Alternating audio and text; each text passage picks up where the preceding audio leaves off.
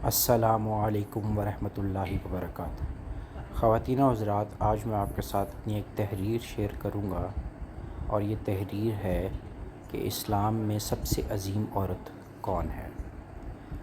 ہم اکثر یہ حدیث سنتے ہیں کہ نبی کریم صلی اللہ علیہ وآلہ وسلم نے فرمایا، فاطمہ تمام جنتی عورتوں کی سردار ہے۔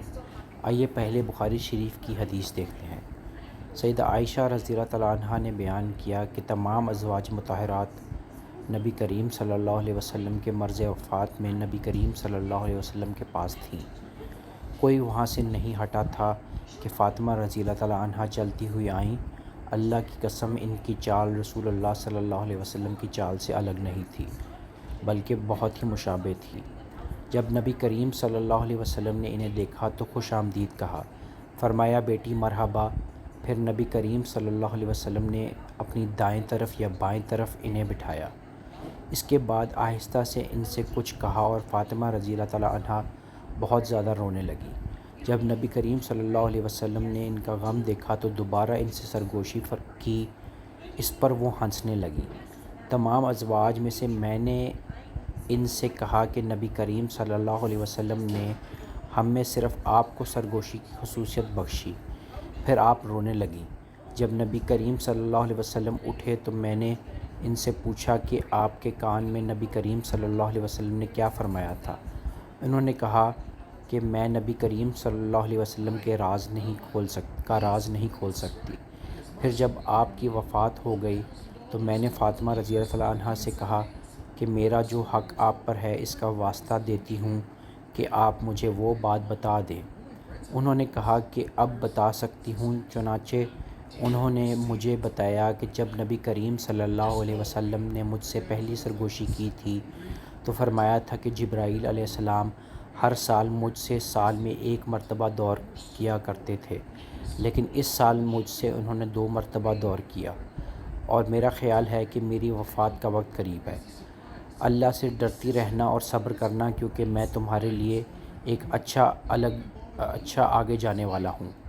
بیان کیا کہ اس وقت میرا رونا جو آپ نے دیکھا تھا اس کی وجہ یہی تھی۔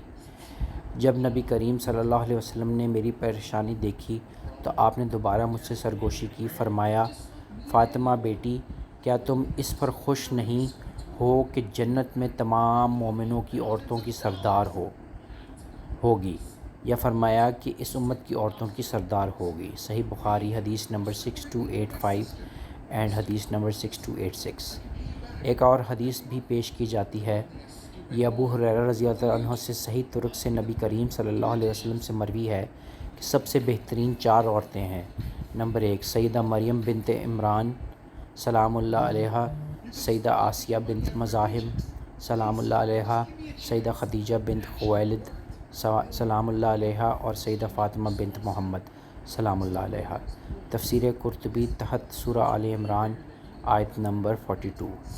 ان روایات سے لگتا ہے کہ سیدہ فاطمہ سلام اللہ علیہا سب سے افضل عورت ہیں اور تمام عورتوں کی جنت میں سردار ہیں، اور کافی علماء اور لوگ بھی ایسا ہی کہتے نظر آتے ہیں۔ البتہ قرآن و حدیث سے یہ بھی معلوم ہوتا ہے کہ سیدہ مریم سلام اللہ علیہا سب سے افضل ہیں۔ قرآن کہتا ہے، اور جب فرشتوں نے کہا اے مریم، بے شک اللہ نے تجھے چن لیا اور خوب ستھرا کیا، اور آج سارے جہاں کی عورتوں سے تجھے پسند کیا۔ سورہ آل عمران آیت نمبر 42، ترجمہ کنز ایمان۔ کچھ لوگ اس آیت کے بارے کہتے ہیں کہ یہ سیدہ مریم سلام اللہ علیہا کو اپنے وقت کے لحاظ سے سب سے پسندیدہ کہا، نہ کہ آج تک، جیسے قرآن بنی اسرائیل کو اپنے وقت کے لحاظ سے سب سے افضل کہتا ہے۔ بنی اسرائیل کے بارے تو بات ٹھیک ہے، لیکن سیدہ مریم سلام اللہ علیہا کے بارے احادیث بھی ہیں۔ آئیے اسے احادیث سے سمجھتے ہیں۔ جامع ترمذی میں صحیح حدیث موجود ہے جو کہتی ہے، ام المومنین ام سلمہ رضی اللہ تعالیٰ عنہ بیان کرتی ہیں کہ رسول اللہ صلی اللہ علیہ وسلم نے فتح مکہ کے دن فاطمہ کو بلایا اور ان سے سرگوشی کی تو وہ رو پڑیں۔ پھر دوبارہ آپ نے ان سے بات کی تو وہ ہنسنے لگیں۔ انہوں نے بتایا کہ رسول اللہ صلی اللہ علیہ وسلم نے مجھے یہ بتایا کہ آپ عنقریب وفات پا جائیں گے، تو میں رو پڑی۔ پھر آپ نے مجھے بتایا کہ میں مریم بنت عمران کو چھوڑ کر اہل جنت کی تمام عورتوں کی سردار ہوں گی، تو میں ہنسنے لگی۔ یہ سنن ترمذی میں حدیث نمبر 3873 ہے، حدیث صحیح ہے۔ ایسی ہی روایت سنن ترمذی میں حدیث نمبر 3893 پر بھی موجود ہے اور وہ بھی صحیح ہے۔ اور بھی احادیثی کتب میں یہ مروی ہے، یعنی ثابت ہوا کہ سب سے افضل خاتون سیدہ مریم سلام اللہ علیہا ہے۔ البتہ حدیث 1 اپلیکیشن میں اس میں تطبیق ایسے دی گئی ہے۔ یہ حدیث اس بات کی دلیل ہے کہ حضرت فاطمہ تمام عورتوں سے افضل ہیں، یہاں تک حضرت مریم علیہ السلام، حضرت خدیجہ اور حضرت عائشہ پر بھی ان کو خاص شخصیت حاصل ہے۔ چنانچہ امام سیوطی نے یہی لکھا ہے۔ رہی اس حدیث کی بات جس سے ظاہر ہوتا ہے کہ فاطمہ زہرا حضرت مریم بنت عمران علیہ السلام کے علاوہ باقی تمام عورتوں پر فضیلت رکھتی ہیں، یا ایک وہ حدیث ہے جس میں فرمایا گیا ہے کہ اس امت میں فاطمہ کا وہی مرتبہ ہے جو مریم علیہ السلام کو اپنی قوم میں حاصل ہے، یعنی جس طرح حضرت مریم علیہ السلام اپنی قوم کی تمام عورتوں سے افضل ہیں، اسی طرح اس امت کی تمام عورتوں میں سب سے افضل فاطمہ ہیں۔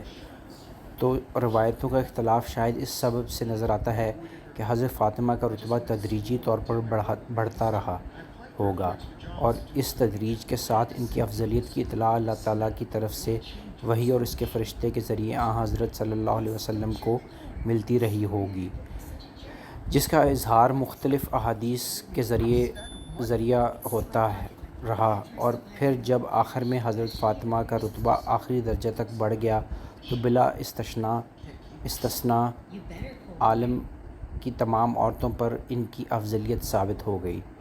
بعض علماء نے حضرت عائشہ کو حضرت فاطمہ سے افضل قرار دیا ہے اور دلیل میں یہ بات پیش کی ہے کہ جنت میں حضرت عائشہ تو حضرت صلی اللہ علیہ وسلم کے ساتھ ہوں گی، جبکہ حضرت فاطمہ حضرت علی کے ساتھ ہوں گی، اور یہ ظاہر ہے کہ حضرت صلی اللہ علیہ وسلم کا درجہ اور محل حضرت علی کے درجہ اور محل سے اعلیٰ اور اشرف ہے۔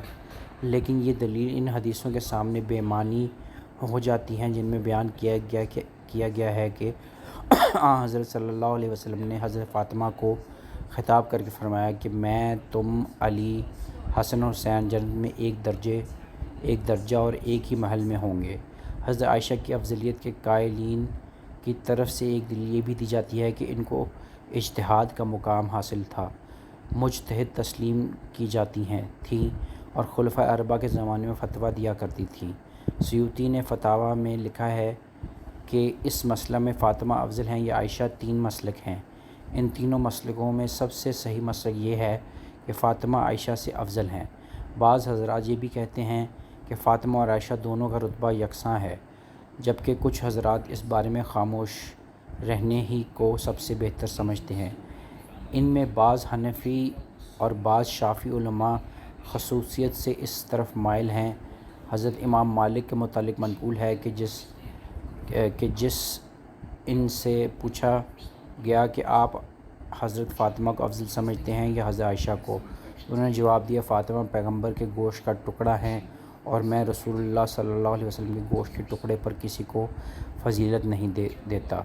امام سبکی نے لکھا ہے کہ ہمارے نزدیک اور ہمارے مسلک کے اعتبار سے جو بات زیادہ معتبر اور زیادہ صحیح ہے وہ یہ ہے کہ سب سے افضل حضرت فاطمہ ہیں، ان کے بعد ان کی والدہ ماجدہ حضرت خدیجہ اور ان کے بعد حضرت عائشہ صدیقہ۔ ویسے حضرت خدیجہ اور حضرت عائشہ کے بارے میں بھی علماء میں اختلافی اقوال ہیں کہ بعض نے حضرت خدیجہ کو افضل کہا ہے اور بعض نے حضرت عائشہ کو۔ بہرحال ان مذکورہ جلیل القدر خواتین اسلام کی الگ الگ حیثیتیں ہیں اور ان میں سے ہر ایک اس کی اپنی حیثیت اور خصوصیت کے اعتبار سے فضیلت و برتری حاصل ہے۔ تاہم بعض حضرات نے کثرت ثواب کو افضلیت کی بنیاد بنایا ہے، جس کا علماء کے ہاں اعتبار بھی ہے، اور اس حیثیت سے حضرت فاطمہ چاہے سب سے افضل نہ ہوں، لیکن اس میں کوئی شک نہیں کہ شرف ذات، پاکیزگی، طینت اور تقدس جوہر کے اعتبار سے کوئی بھی حضرت فاطمہ حضرت حسن افضل و برتر نہیں ہو سکتا۔ End quote. امام ابن حجر عسقلانی رحمۃ اللہ علیہ نے الاصابہ جلد نمبر 8 صفحہ نمبر 146 اردو میں لکھا ہے، اردو والے نسخے میں یعنی مترجم میں لکھا ہے کہ سیدہ مریم سلام اللہ علیہا گزشتہ امت میں سب سے افضل ہیں اور سیدہ خدیجہ رضی اللہ تعالیٰ عنہ اس امت کی سب سے افضل عورت ہیں۔ بخاری شریف کی ایک حدیث میں آتا ہے کہ ابو موسیٰ اشعری رضی اللہ تعالیٰ عنہ نے کہا کہ نبی کریم صلی اللہ علیہ وسلم نے فرمایا، مردوں میں تو بہت سے کامل پیدا ہوئے، لیکن عورتوں میں مریم بنت عمران، فرعون کی بیوی آسیہ کے سوا اور کوئی کامل پیدا نہیں ہوا، اور عائشہ کی فضیلت عورتوں پر ایسے ہے جیسے سرید کی فضیلت بقیہ تمام خانوں پر ہے۔ صحیح بخاری حدیث نمبر 3769۔ سب دلائل کو پڑھنے کے بعد میری ناقص رائے یہ ہے کہ یہ 5 پاک عورتیں ایک سے بڑھ کر ایک ہیں، کسی ایک کو سب پر تفضیل نہیں دینا چاہیے۔ کوئی سیدہ فاطمہ سلام اللہ علیہا کو سب سے افضل مانے وہ بھی درست، کوئی سیدہ مریم سلام اللہ علیہا کو مانے وہ بھی درست، کوئی سیدہ خدیجہ سلام اللہ علیہا کو مانے وہ بھی درست، اور کوئی سیدہ عائشہ سلام اللہ علیہا کو مانے وہ بھی درست۔ جزاک اللہ۔ السلام علیکم ورحمۃ اللہ وبرکاتہ۔